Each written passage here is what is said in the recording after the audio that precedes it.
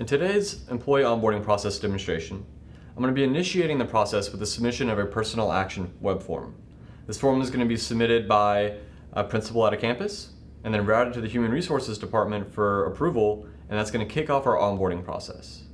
Now, with ListFish web forms, we have the ability to create and customize an unlimited number of different web forms that can be used for any number of different processes. So anything that I show in today's demonstration, it's important to keep in mind that this process can be configured to meet your specific needs and doesn't have to work exactly how I'm showing it. Everything from the fields that are on the web form to the email that's sent out to how the form is routed for approval can be configured to match your specific needs. One of the first things that you'll notice about ListFish web forms is that we can completely customize the look and feel of the form itself. From the wallpaper and background to the title with the logo in the upper right hand corner, we can change the color schemes of these forms, add your logos to match the district's branding standards and have a consistent theme across any of your web forms. One of the other important features of ListFish web forms is that they're smart and dynamic, which means that we can hide or display certain fields or sections of a form and only expose what's relevant to the submitter based on their selections.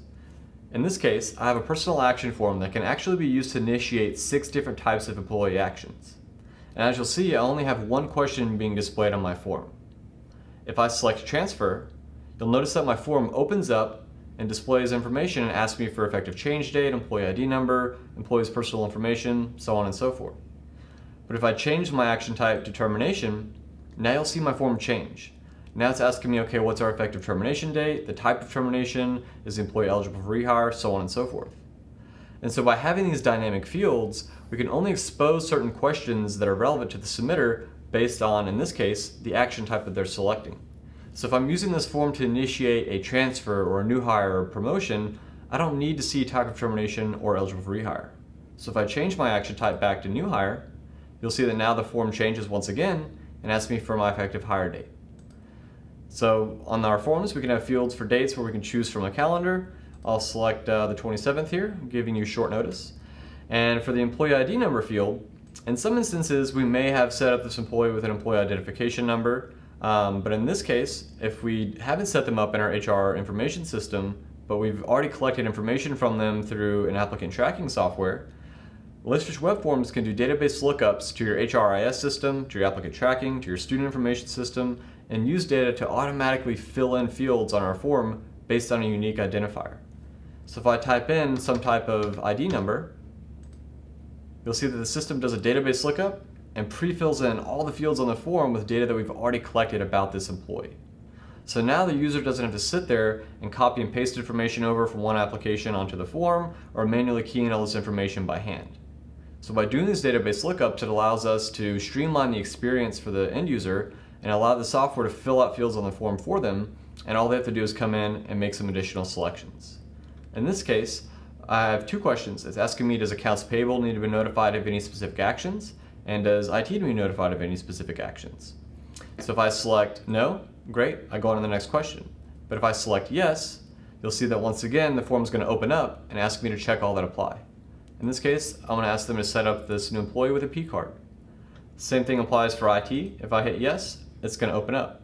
Now in this form, I've got mine set to default to where we're always going to send an email notification to information technology, letting them know to set up the new hire with email and network access. But if they need to check off any additional actions, we can check those off here.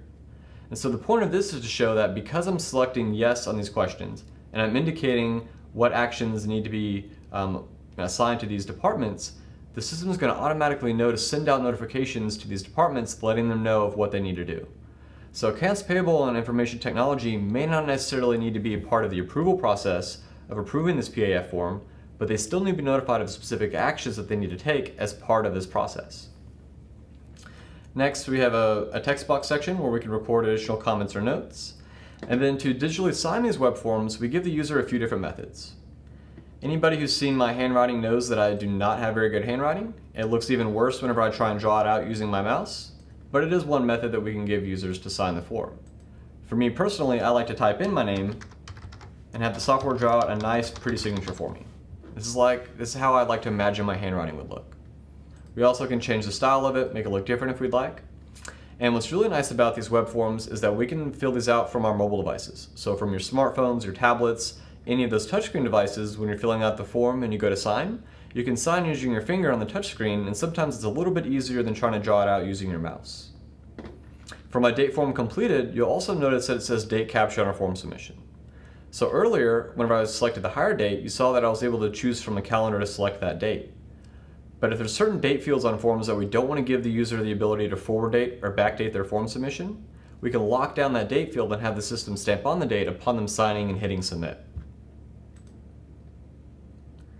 So now that I've submitted this web form, it's going to route to the Human Resources Department to review and approve this new hire request. So if I jump over to my email and refresh my inbox, you'll see that the system automatically generates an email to the Human Resources Department. You'll also see that the subject line, as well as the body of the email, contain details that were collected from that web form. So we can actually take information collected from these web forms and use that to pre-fill in subject lines and email templates and make these emails personalized to the individual or the team that they're being sent to. In this case, HR gets sent an email notifying them that the PAF form has been submitted and assigned to them for review. They can see what type of action that it is, who the employee is, the department, job title, effective hire date. They can see all the details within the body of the email, and we also give them a link to open up and review this web form. Now, whenever we select this link, not only are we able to see the form that was submitted, but we're able to see some of the information surrounding this form process. We're able to see who submitted the web form, when it was submitted. If it had gone through approval steps before it got to me, I'd be able to see who approved the form and when they approved it, and see any changes or comments that they had made on the form. So I'm able to track a full action history of everything that's happened with this document up until this point. As I scroll through here, you'll also notice that I have a new section that opened up. So when I was filling this out as Kelly, I didn't see the supervisor approval section, or I didn't see some additional fields on the form that were requiring of the person who's reviewing and approving this form. So for any forms that we have that have the for office use only sections on there, or certain fields or sections where we don't want the submitter to see, we can hide those sections or hide those fields of the form and only expose those once they get to the next step in the process. In this case, we're just asking for an additional signature for approval. So CJ Bettis is going to be our approver today. So he's going to come in, apply his signature, make any comments that he wants to make, and hit approve. After approving this web form, the next screen that it takes us to is our LizFish Forms interface. Now, there are a few different components of the LizFish Forms interface where users can come to start processes, run reports, and design, manage, and monitor form processes. But what we're looking at right now is an inbox of my tasks. So this is an area where I can see all the tasks that have been submitted and assigned to me for approval.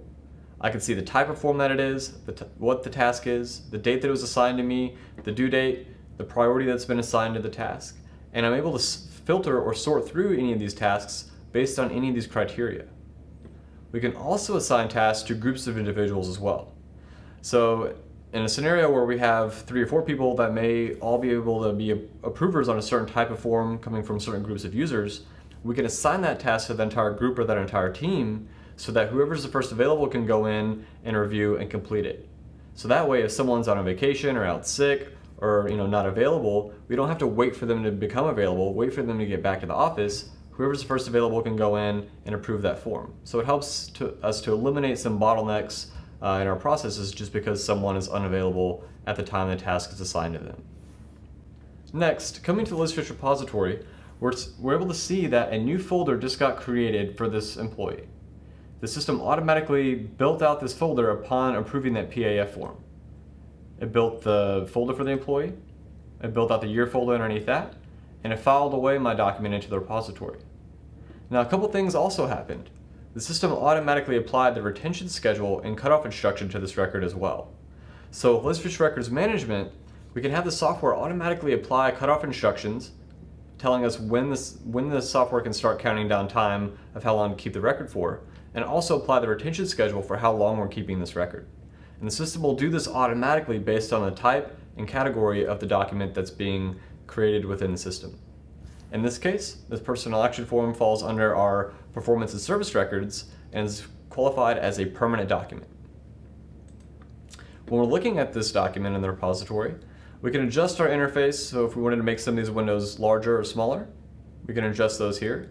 If I'm looking at multiple documents within this employees folder, I can click through each one of those and see a preview over here on the right-hand side. Additionally, if I select that document, open it up within our document viewer, I'm able to see the document as well as the metadata information. So I can see all the indexing information that's been applied to this document, and as you can see, the system automatically took the information collected from this form and filled out this index template that's been assigned to this document.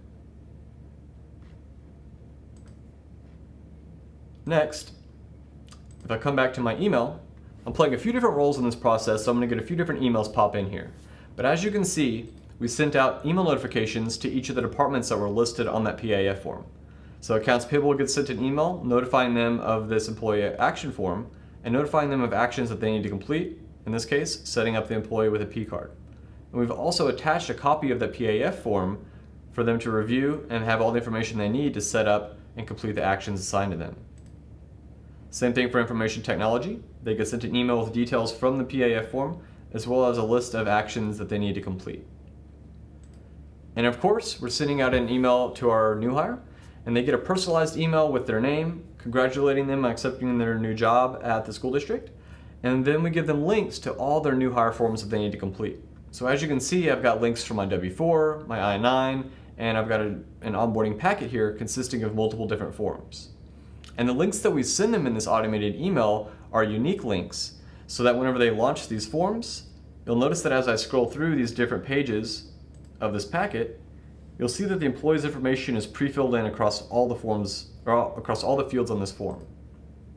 So that way, the new hire doesn't have to sit there and key in their first name, their last name, their job title, their home address, phone number over and over and over again across 10 plus different forms. We can automatically fill those in, so all the new hire has to do is go in and give us the information that we're requesting or make a few selections on these forms. This also helps us to enforce the accuracy and consistency of the data that we're collecting, so that way we're not having different names being collected, different job titles across different forms. It keeps it consistent across all the forms that are being submitted. In this case, I'm looking at my TEA ethnicity questionnaire, and so the user is going to come in here, make their selections, and apply their signatures. And in this case, since I've got multiple pages of this form, you'll see that I've got next and previous buttons to navigate between different pages of this packet. I can also navigate using these tabs up here at the top of the screen.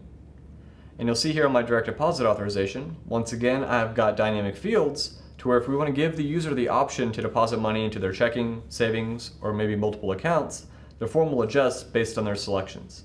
So if I select savings, the form opens up and asks me to record my savings account information. If I select multiple accounts, the form will change and now ask me to indicate what my primary account is, my secondary account, and how much I've paid to deposit each pay period into that secondary account. In this case, I'm just going to be depositing money into my checking. And one of the things that I set up was a list of common bank names, because I know for me personally, whenever I have to fill out forms like this, I always have to Google what's Chase's routing number for Texas. So by setting up a table to reference, using those database lookups, I can select a bank from my list, and the system will automatically fill in the appropriate routing number. The user can also come in here and record their account number. And what's really nice about these web forms is that they can also serve as a method of attaching and importing documents into the repository as well. So in this case, if we require some sort of bank documentation like a voided check or deposit slip, the user can actually upload that documentation directly onto the web form. So now I can browse out here to my sample documents, and I've got a voided check that I'll instantly attach onto the form. What's also nice about this feature is that if we fill out this form from our mobile devices, your smartphone or your tablet, when you click that attach or upload button, it'll actually prompt you and say, do you want to choose from your camera roll or launch your device's camera? And users can actually launch their camera and take a picture of that required documentation and instantly attach it to the web form right from their phone or their tablet. Now our new hire is going to come in here, sign their name on this form. My last form in this packet is my SSA 1945. I'm going to read through and sign to acknowledge. And once I hit submit, we can give the users the option to download or print off a copy of their form submission to keep for their own records.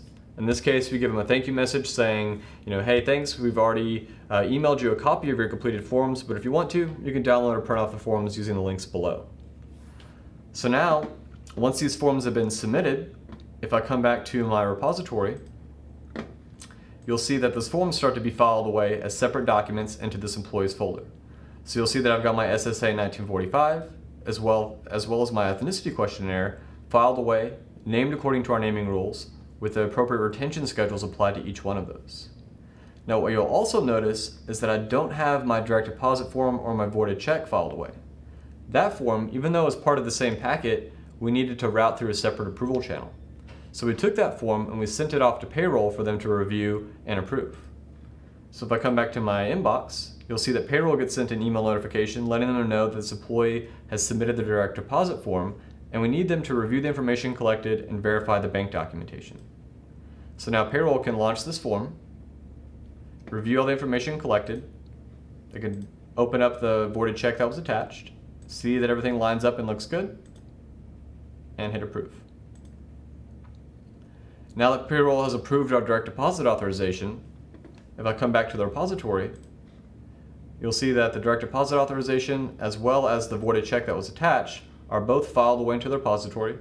Both of the documents have retention schedules applied to them and are both named according to our naming rules. So even the document that was attached to the web form is filed away into the repository, and it's indexed with information collected from the form as well. And lastly, if I jump back to my email, the new hire gets sent a confirmation letting them know, hey, thank you for submitting your onboarding packet. We've attached a copy for you to keep for your own records. And we also can use this automated email response as a quick reminder to let them know of forms that they're still missing. So now Laserfish is not only streamlining the process, eliminating the paper from the very first step, automatically filing these forms away into the repository, we're also facilitating the correspondence back to the new hire, and in this case, we're reminding them of additional forms that they need to complete as part of this process. If you would like to learn more about how Laserfish web forms can be utilized to streamline the employee onboarding process or other HR-related form processes, please contact the DocuNav sales team and we'll be happy to help in any way that we can.